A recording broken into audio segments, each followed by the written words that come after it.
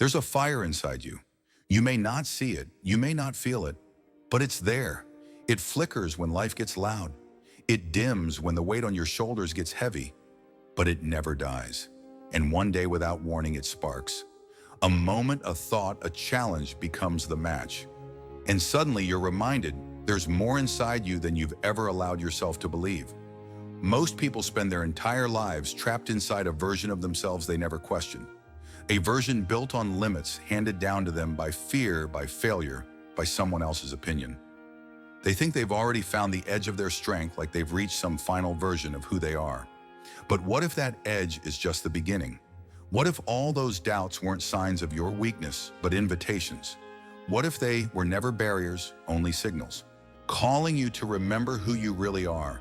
Because beneath the noise, beneath the overthinking, the second-guessing, the need for approval, there's a deeper self, calm, focused, unshaken, a version of you that doesn't need to prove anything because it already knows the truth. That kind of power isn't loud. It doesn't shout. It doesn't need to. That's the strength the Stoics spoke of. Marcus Aurelius said it simply, you have power over your mind, not outside events. Realize this and you will find strength. So, why do you still doubt yourself? Not because you're incapable, not because something is wrong with you, but because somewhere along the way you stopped looking inward. You lost touch with that version of yourself, the one that showed up when things got hard, the one that kept going without applause, without permission, without a finish line. And that's what this video is about. Not just motivation, not surface level hype, but the quiet power of remembering. Let's go there together. 1, there is a power within you that you've never fully tapped. Your true potential doesn't live on the surface, it lives deep within. There is a part of you, quiet, steady, and unshaken, that you've barely even met. A force that doesn't ask for attention, that doesn't make a scene, but is always there waiting. It's not something you have to create, it's something you have to uncover. You might think you know your limits. You might believe you've already reached the edge of what you're capable of. After all you've been through, enough to think you've mapped the terrain of your own strength. But what if I told you that belief is just the surface? That right below everything you've assumed about yourself, there's something bigger, something deeper, something unbreakable. It's like a flame inside your chest, not loud, not showy, but steady, resilient. It may flicker during hard times. It may dim when you're overwhelmed or exhausted, but it never truly dies. And when the right moment comes, when a challenge rises or a moment of clarity hits, it ignites. And suddenly you're reminded you were built for more than just survival. Most people go their entire lives without ever touching that deeper self.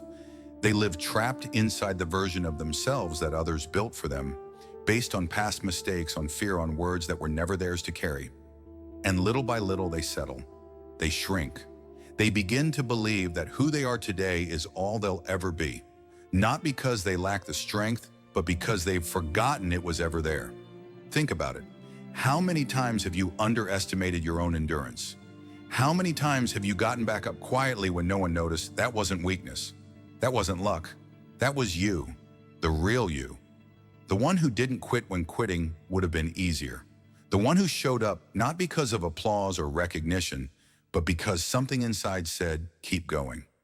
But we forget. We get caught in the noise, the doubts, the distractions, the constant comparison to others. And we start believing the lie that we're not enough, that our fire went out. But here's the truth, it didn't. It just hasn't been fed. It's been waiting. Waiting for you to stop listening to the noise long enough to hear your own voice again. So ask yourself this, what if the version of you you've been living isn't the end of your story, but just the introduction? What if everything you need isn't something you have to find, but something you already carry? You haven't run out of strength. You've just forgotten where to look. And this is where the remembering begins. 2, self-doubt doesn't come from weakness. It comes from disconnection. You are not broken. You've just lost touch with your own strength. You weren't born unsure of yourself. You didn't come into this world second-guessing every move or waiting for someone to tell you it's okay to take up space. That hesitation, that quiet voice that whispers, maybe I'm not enough, you learned it. Somewhere along the way, through 1,000 subtle messages, it became part of how you moved through life. You learned to play small, to stay safe, to dim your light just enough so it wouldn't make anyone uncomfortable. But none of that was ever your truth. Self-doubt doesn't mean you're weak. It doesn't mean you're broken. It simply means you've lost connection with something powerful inside you, the part of you that knows how far you've come, how much you've endured, and how many times you've kept moving when every part of you wanted to stop. Let's be honest, life doesn't always hand you applause. Most of your greatest moments of strength have gone completely unnoticed. No crowd, no cheer, just you alone getting out of bed when the weight of the world sat on your chest. Just you showing up with a smile for others while you carried pain they'll never see. That's not weakness. That's quiet resilience. That's grit in its purest form. But we forget. We forget our own evidence.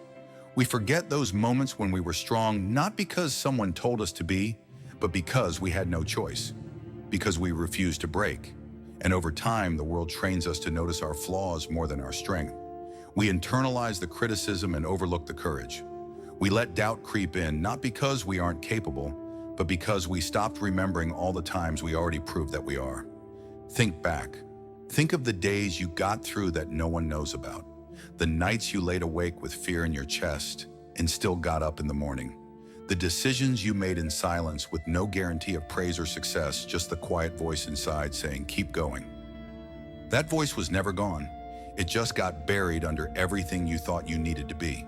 And the truth is, the real strength, the kind that lasts, it's not built in loud victories. It's built in those exact moments, the ones where you kept walking with no map, no reward, no witness. You learned hesitation like a second language. Now it's time to unlearn it, to return to your native tongue self-trust. So the next time doubt shows up, don't panic, don't spiral, just pause. And remember, you've been here before. And every time you found a way forward, you are not uncertain, you are not weak. You are simply reconnecting with the part of you that's always known what to do. 3, the whisper inside you is real. There's a deeper part of you that's always known you were made for more than this. Sometimes in the stillness when the noise fades and the distractions lose their grip, you hear it. It's not loud, it doesn't demand attention, but it's there. That quiet voice inside that says, this isn't all I am. I was made for more than this. We often mistake the absence of applause for the absence of meaning. But real strength, the kind that actually changes, you doesn't arrive with fireworks. It doesn't shout from rooftops. It rises slowly, steadily, in the silence, in the spaces between breakdown and breakthrough. That voice inside, the one you've tried to silence, the one you've doubted, ignored, or brushed aside, that voice has never stopped speaking. You've just stopped listening. You've been conditioned to question it, to believe that ambition is arrogance, that confidence must be earned through someone else's validation. But the truth, that whisper, is not ego. It's not delusion, it's truth.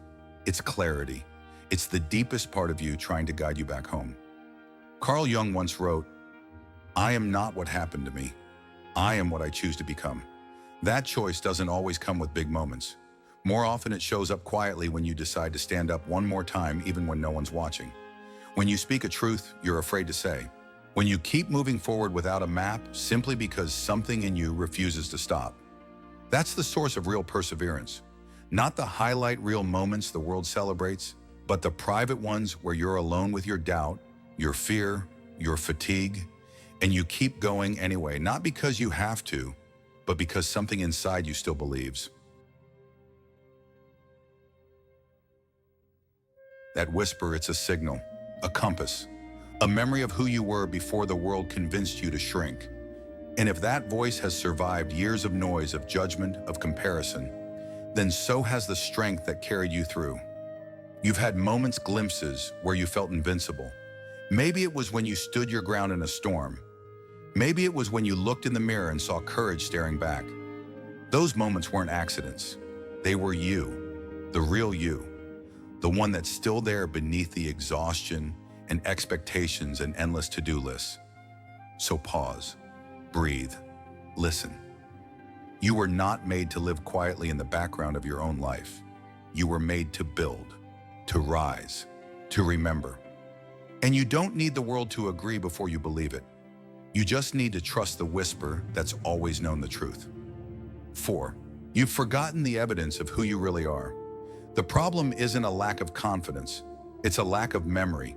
It's easy to believe you're not enough when life keeps throwing shadows over everything you've already survived.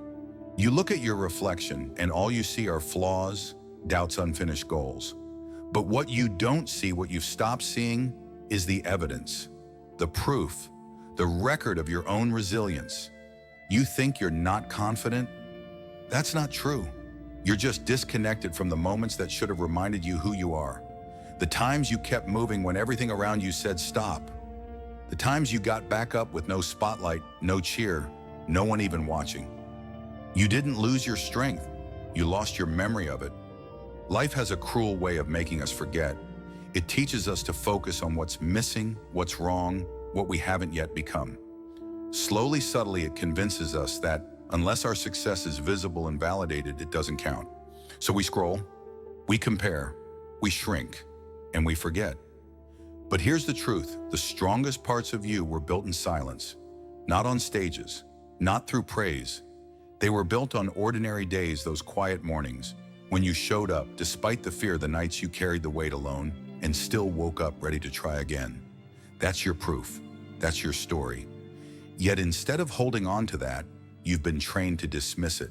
You downplay your wins. You brush off compliments. You discount your progress because it doesn't look like someone else's. But your journey was never meant to match theirs.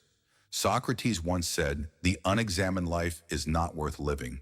And maybe that's where the real issue lies, not in who you are, but in how rarely you pause to reflect on how far you've come. Because when you forget your past strength, you begin to question your future potential. Think about it. You've made it through heartbreak, disappointment, uncertainty, failure, and you're still standing. Still trying, still growing. That's not weakness, that's grit, that's character. That's what confidence is built on, not fake positivity or surface-level motivation, but remembering your own truth. You don't need to earn your worth. You've already proven it. You just forgot to notice. So maybe it's time to stop looking for confidence in the future and start remembering who you've already been. Because once you reconnect with that, once you truly see the path you've walked, you'll stop asking if you're strong enough, and you'll start acting like someone who always has been. 5. Comparison kills gratitude and progress. When you compare, you lose sight of your own path. It happens so fast you don't even notice it. One minute you're focused on your journey, your growth, your next step, and the next you're looking sideways at someone else's wins, at their perfect photo, at their milestone announcement, and suddenly everything you've done feels smaller, slower, not enough. That's what comparison does. It doesn't just steal joy, it steals focus. It takes your eyes off your own progress and glues them to someone else's highlight reel. And the worst part, you're not even comparing fairly.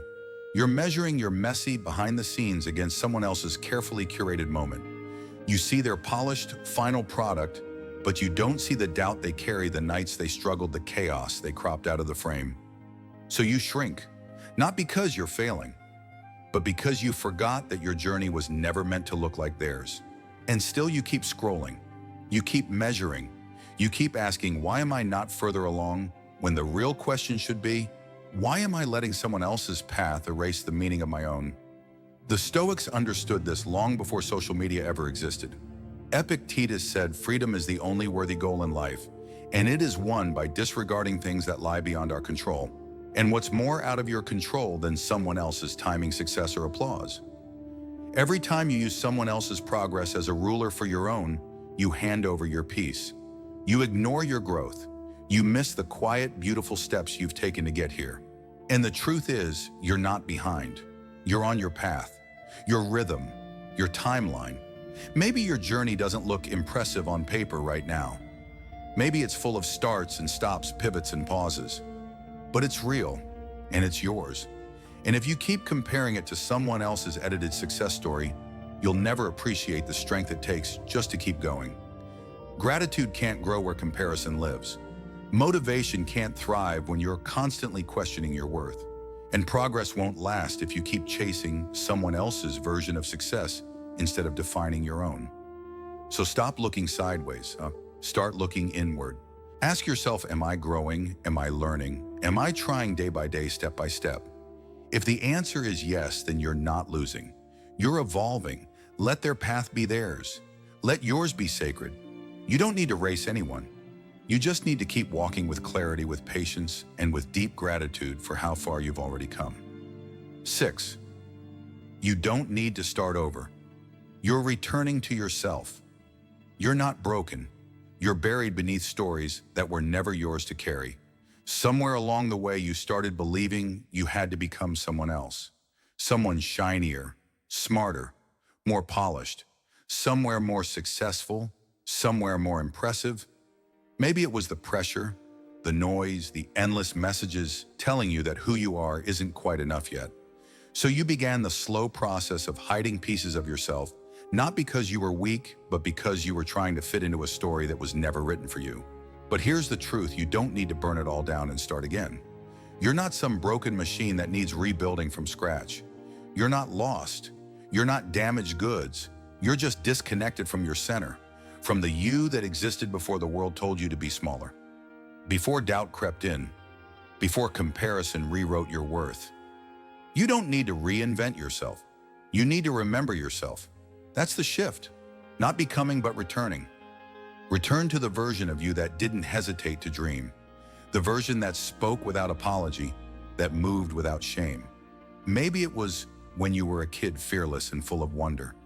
Or maybe it was just a quiet moment years later, when for 1 second you stood tall and clear-eyed and thought, this is who I am. That version of you, untainted by self-doubt, untouched by outside opinions, is still there. Buried, yes.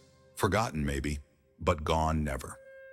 Carl Jung once wrote, who looks outside dreams, who looks inside awakes. And maybe that's what you've been needing, not another external goal, not another fix, but an awakening, a turning inward, a homecoming.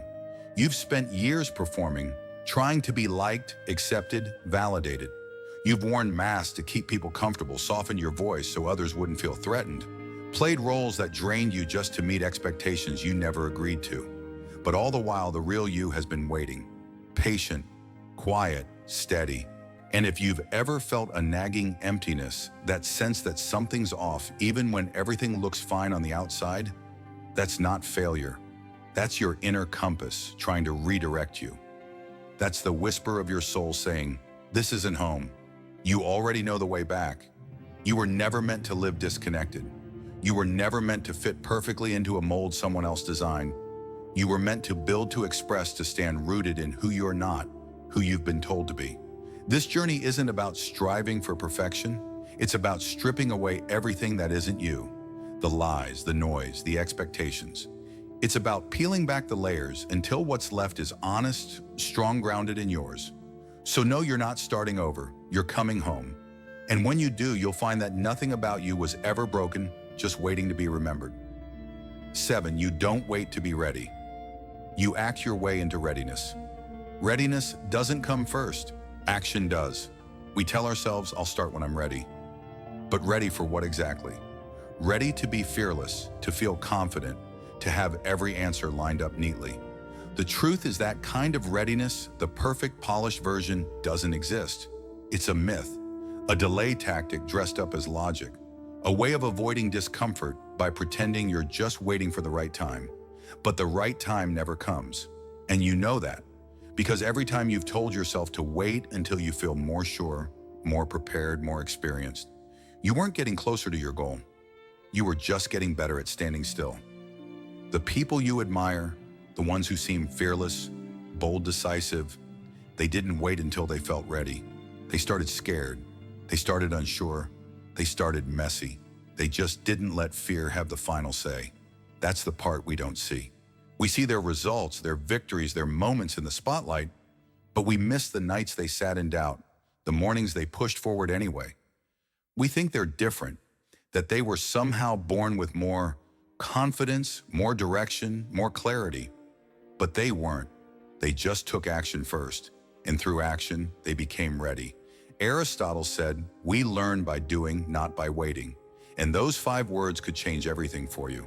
Because you don't build courage by thinking about it.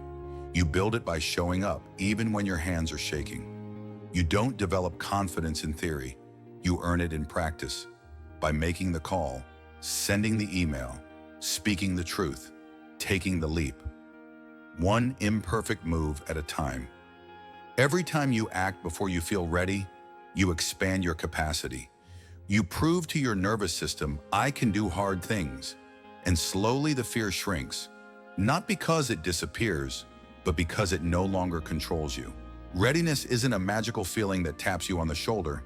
It's a muscle you build by choosing progress over perfection. It grows each time you take a step without needing a guarantee. Each time you say, I don't have to know everything, I just need to begin. So don't wait to be fearless. Don't wait until the fear is gone. Let fear walk beside you if it has to, but don't let it hold the map. The version of you you're trying to become. They're not waiting somewhere in the future. They're built in real time through bold, imperfect action. You don't step into that version by dreaming. You step into them by moving ready or not. 8. Doubt often disguises itself as logic. The limits you believe are real may just be fear in disguise. It sounds reasonable. Maybe I'm just not built for this. It's probably too late to start over. I should be more realistic. But here's what's really happening. Fear has put on a suit and is speaking in a calm, convincing tone. It's not screaming like it used to. It's smarter now. It knows if it whispers, you'll mistake it for truth. That's the tricky thing about doubt. It doesn't come kicking down your door. It slips in quietly, wrapped in what looks like rational thinking. It poses as caution, as maturity, as being practical. And before you realize it, you're following its voice, not because you've evaluated your choices clearly, but because you've stopped questioning where those thoughts even came from. So ask yourself, whose voice is this? Really, is it yours? Or is it an echo from the past? Something someone once said to you, something you heard when you were too young to challenge it, something you absorbed before you even knew you could push back. Carl Jung once said, until you make the unconscious conscious, it will direct your life and you will call it fate. And that's what most people do. They live guided by silent beliefs they never chose. They make decisions based on fears they never examined, and they call it destiny. But what if it's not fate? What if it's just programming?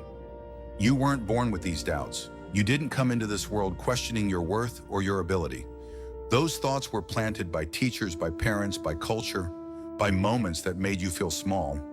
And over time, those planted fears became internal truths, unchallenged, unquestioned, accepted. And that's where the real danger lies, not in fear itself, but in the fact that you don't even recognize it as fear anymore. You've given it a seat at the table and let it vote on your future. So it's time to slow down, to notice, to interrogate every thought that tries to tell you what you can or cannot be. Not with panic, but with curiosity. Where did this belief come from? Is it still serving me? Is it even mine? Because once you start identifying the source, you take away its power. You become the thinker, not the thought, the observer, not the echo. And that shift, though subtle, is everything. Fear dressed as logic is still fear. But awareness is the first step toward freedom. And when you reclaim your inner narrative, when you start deciding which thoughts stay and which get thrown out, you don't just rewrite your mindset. You begin to rewrite your life. 9. Rewrite the script in your mind. You're the author, not an echo. You have the power to choose which thoughts stay and to build your life on what's truly yours. Your mind isn't just a container for thoughts, it's a landscape, a home, a space you live in every single day. But like any home, it can gather clutter. And over time, if you're not careful, that clutter turns into chaos. Self-doubt piles up in the corners. Shame hides in the closet. Old beliefs gather dust on every shelf. Before you know it, you're living in a place that doesn't feel like yours anymore. A space filled with someone else's rules, fears, and assumptions. But here's the truth. You're not just a passive tenant. You're the architect, the gatekeeper, the one who decides what stays and what has to go. Every thought that enters your mind is like a visitor, and most of us, we've stopped checking who's at the door. We let every opinion, every criticism, every outdated story walk right in and set up camp. We repeat old narratives without asking where they came from. We confuse repetition with truth, but you don't have to live like that. You get to question the script. You get to edit. You get to rewrite. You can say this belief no longer serves me. You can say this thought is not mine. It was handed to me by someone afraid of their own light. You can say this is my mind. I choose what belongs here. Imagine treating your thoughts like you treat guests in your home. You wouldn't let someone walk in insult you tear the place apart and stay for dinner. So why do we let those kind of thoughts live rent-free in our minds? The Stoics understood this deeply. They trained themselves not to be reactive but reflective, not to chase control but to cultivate clarity. You can do the same. It begins with stillness, not silence but awareness. A moment of pause between the stimulus and the reaction. A breath, a beat, a chance to say, wait, is this thought helpful? Is it kind? Is it even true? From there, the work begins. Clean out the corners. Dust off the values that matter. Throw away the lies that were never yours. Because your mind is sacred space. It's not a dumping ground for fear and comparison. It's where your future is born. And the stories you allow to stay, they shape the life you build next. So don't just echo what you've been told. Choose, write, create. You are not a prisoner to your past thoughts. You are the one with the pen, and you can begin a new chapter anytime you decide to pick it up. 10. You are not the outcome. You are the effort. Your worth isn't measured by results. It's defined by how you show up. We've been taught to chase finish lines, to measure our value by wins, numbers, applause, to believe that who we are is somehow tied to what we produce. If the result is good, we feel worthy. If it's not, we crumble. But that's not truth. That's a performance trap. Because the real you, the version that matters, is not defined by whether you got the promotion, whether the project succeeded, whether anyone even noticed what you built. The real you is the one who kept showing up, who stayed consistent when no one clapped, who kept giving your best even when the outcomes didn't go your way. Marcus Aurelius, one of the greatest Stoic minds, didn't measure his value by victories in battle or praise from the Roman Senate. He measured it by one thing. Did I act with integrity? That was his compass. That was his definition of success. The world will always focus on the result. But the Stoic mindset, it's different. It shifts the spotlight to the process, to the choices, the character, the quiet decisions made behind closed doors. It says, I am not what happens to me, I am how I respond. Epictetus put it plainly, do not seek for things to happen the way you want them to. Rather wish that what happens happens the way it happens. Then you will be happy. That's not defeat, that's mastery. Because the outcome, it's not always in your control.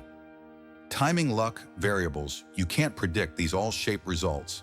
But what is in your control always is how you show up, how you move, how you choose. And that choice, that effort is everything. When you detach your worth from the outcome, you become unstoppable. You stop fearing failure because you understand that failure doesn't define you, it refines you. You stop chasing perfection because you realize that what matters most is progress, integrity, intention. You can give your all and still not get the result you hoped for. That doesn't make you a failure. That makes you human.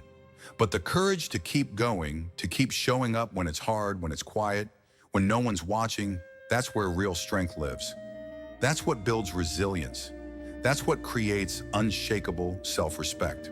So stop asking, did I win? And start asking, did I live today in alignment with what matters? Because the truth is, no outcome can ever fully capture your worth. But your effort tells the whole story. 11. Strength doesn't come from big moments. It comes from small, honest actions. You don't need to leap. You just need to take the next right step. We're conditioned to think that transformation has to look dramatic, that it arrives in a rush of clarity, in a life-changing decision, in a cinematic breakthrough moment. But real life doesn't work like that. Growth isn't a scene with background music and applause. It's quieter than that, slower, often invisible to anyone but you. True strength isn't built in one heroic gesture. It's built in the unnoticed choices, the subtle actions that no one sees. The moments when everything in you wants to stay down and you get up anyway. Sometimes courage is loud, a bold decision, a brave leap. But most of the time it's whispering not yet when your whole body wants to give up. It's putting your feet on the floor and facing the day even when everything feels heavy. It's writing the message, hitting send, showing up again.